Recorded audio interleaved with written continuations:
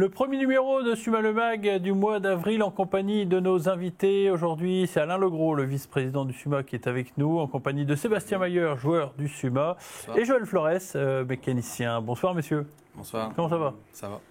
J'imagine que ça va plutôt bien. Je me tourne vers Sébastien avec un quatrième trophée des champions. Ça doit faire plaisir. Ouais, ça fait plaisir. On commence la saison sur une bonne note. Maintenant, il va falloir rester à la hauteur pour continuer à gagner tout au long de la saison. Il fait beaucoup de joie sur le stade Gaston-Arbouin samedi soir. J'imagine que voilà, un nouveau trophée, il compte pour la saison 2021. Ça permet d'officialiser aussi notre titre de champion de France de l'année dernière. Donc, et puis ça recrée une bonne cohésion en début de saison de partir avec une finale comme ça remportée. Ouais. On en parlait il y a quelques instants, Alain. Vous avez fêté ça longuement dans la nuit. Non. Pas tous. Non, parce que nous, il a fallu qu'on se lève de bonne heure. Parce qu'il y avait un autre trophée des champions à Camaret. Voilà, on repartait faire le trophée de la baie à Camaret, donc avec certains joueurs qui étaient alignés d'ailleurs dans l'équipe le samedi soir. Ouais. Et on est parti à 5h du matin pour aller chercher le trophée, le ramener aussi avec celui de là, mais hélas, on a perdu 2-1 et le trophée est resté là-bas. C'est toujours un plaisir de gagner un titre à domicile devant des spectateurs, puisque c'est vrai que ces dernières saisons, ça n'a pas été le cas forcément. Déjà, oui, ça permet de gagner un titre chez nous, devant nos spectateurs surtout. Oui. Et puis ça récompense tous les bénévoles qui travaillent tout au long de l'année, les mécanos qui sont là, qui n'ont pas vraiment de pause, comparé à nous qui arrêtons un petit peu intersaison. Donc c'est vraiment une récompense pour tout le monde. Joël, vous faites partie de cette équipe des mécanos, hein, on peut tous les citer. Oui, il y a Denis, ouais. Il y a Christophe, Gaëtan et puis Gilles Nalo. Vous êtes le dernier arrivé? Ouais. Ouais. Et vous avez la particularité, c'est celle d'être le père de Quentin Flores. Bah oui, j'ai cette chance entre guillemets. Quoi. Ouais, c'est un peu pour ça que je suis rendu au Suma aussi. Parce que vous avez suivi votre fils au Suma? Ouais. Pourquoi? Pour une complicité qu'on a ensemble, pouvoir le voir progresser dans le sport. Voilà, C'est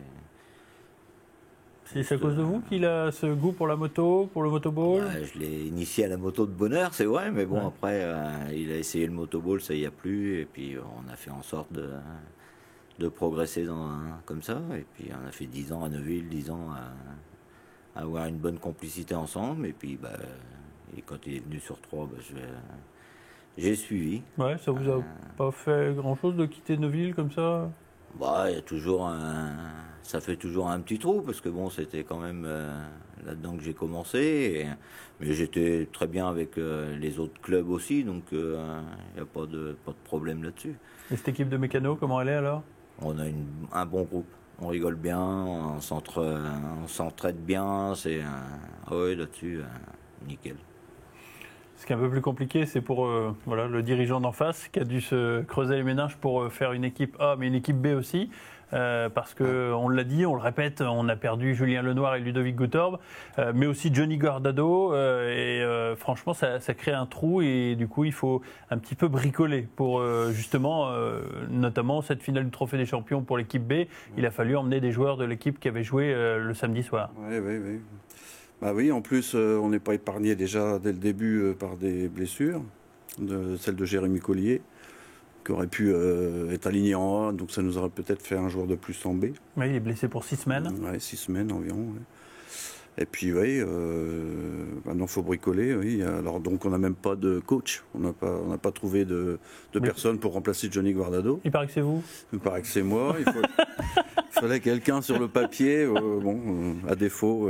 C'est vous. Oui, c'est moi. Mais bon, hier, j'avais quand même l'aide de Gilles Nalo, qu'on avait emmené là-bas. Qui a fait le déplacement. Qui a fait le déplacement. Et pour replacer les gars pendant les quarts-temps et les remotiver, c'était important. Oui, parce qu'il a une petite expérience du haut niveau. Oui, une grosse expérience. Ouais. Donc ça nous a fait du bien qu'il soit là aussi. Ouais. Et ça va être comme ça toute la saison Je pense qu'on va bricoler différemment à chaque fois. On va s'adapter à l'effectif. Quoi. Il n'y a plus de renfort possible à ce moment de la saison? Non, pour l'instant. On a relancé une paire de joueurs, d'anciens joueurs, comme Paul Makoviak, s'il m'entend. Paul, si tu me vois, on a besoin de toi, si tu peux. Non, mais, je pense que ça va être compliqué comme ça toute la saison. Ouais. Pour vous, on l'a dit, vous êtes entraîneur de l'équipe B, vous êtes vice-président du SUMA, vous avez une autre fonction, je crois aussi, non? Non, c'est... Oui, enfin, j'étais coordinateur de l'équipe B, mais bon, Ouais, ça englobe votre nouvelle fonction. Et puis, c'est vrai que quand on a les matchs à la maison, je m'occupe pas mal de l'intendance, d'organiser tous les montages de barnum pour les sponsors. Enfin, je suis un peu partout, partout où il faut être, quoi, où boucher les trous. Et voilà. Gérer les gamins pour qu'ils nous aident aussi, on a besoin de tout le monde. C'est vrai. Donc ça, c'est aussi compliqué à mettre en place. Donc c'est des réunions en début de semaine quand on a un match ici à Troyes. Ils sont importants, tous ces joueurs, tous ces mécaniciens, tous ces hommes de l'ombre qu'on ne voit pas forcément, qu'on n'entend pas forcément souvent.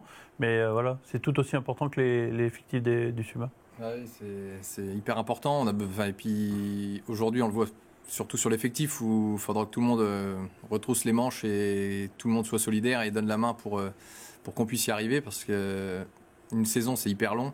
Là, on le voit, on commence, comme il a pu dire Alain, on commence vraiment mal avec un blessé.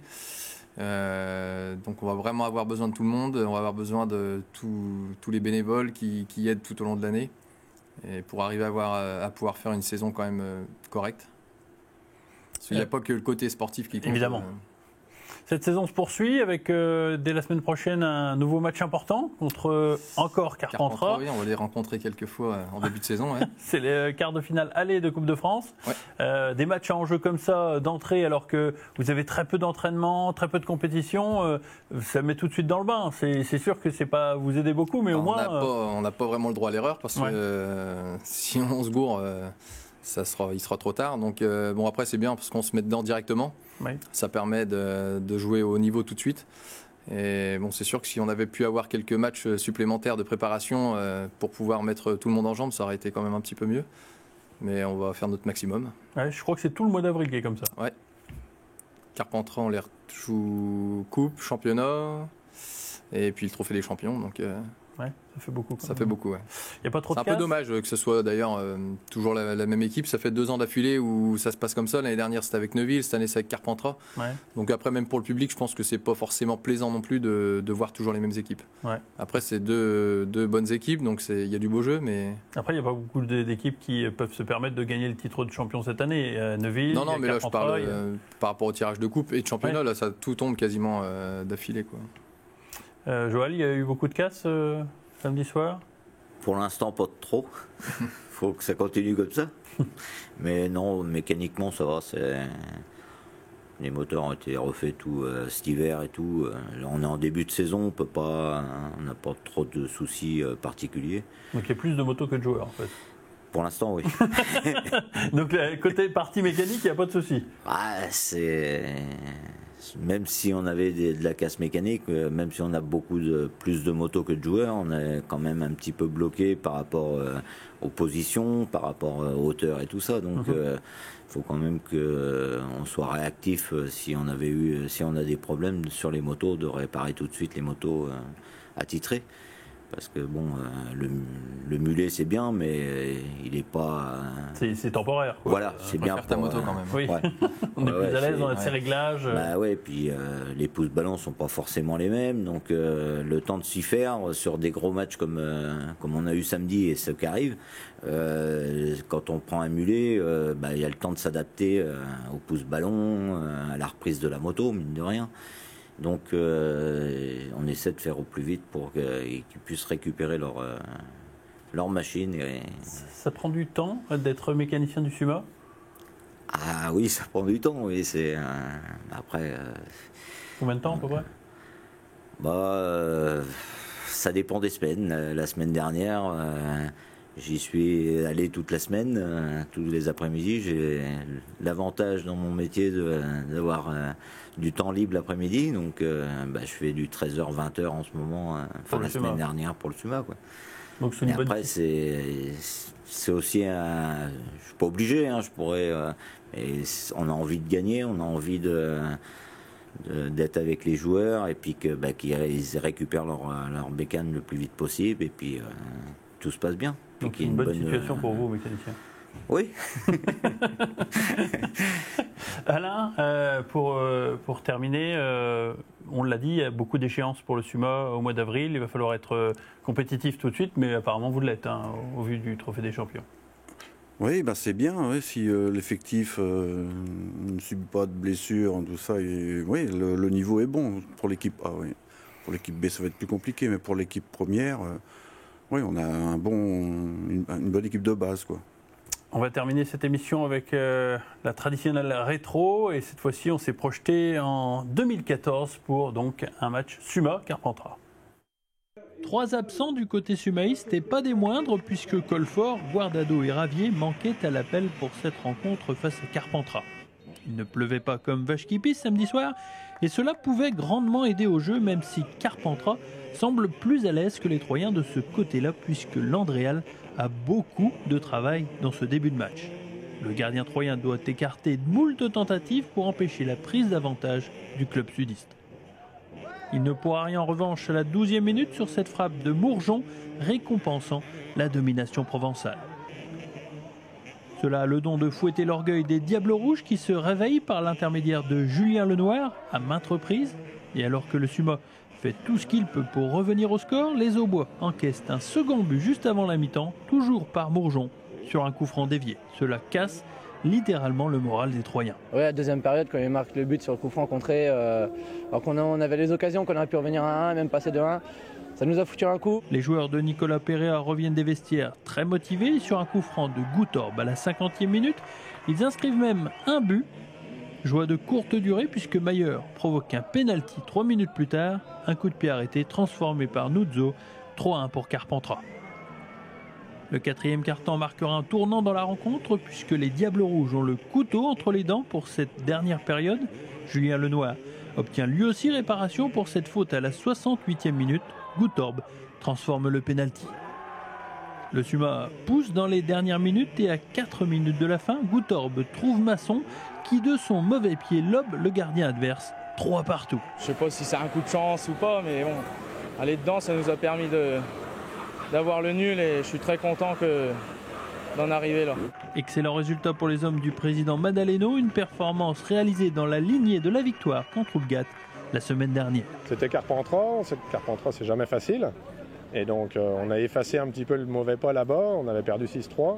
Et comme on l'avait déjà dit, le score ne méritait pas le reflet du match et on l'a vu ce soir, quoi. Le SUMA entend bien poursuivre cette bonne dynamique à l'occasion du déplacement à Monteux le 19 juillet prochain.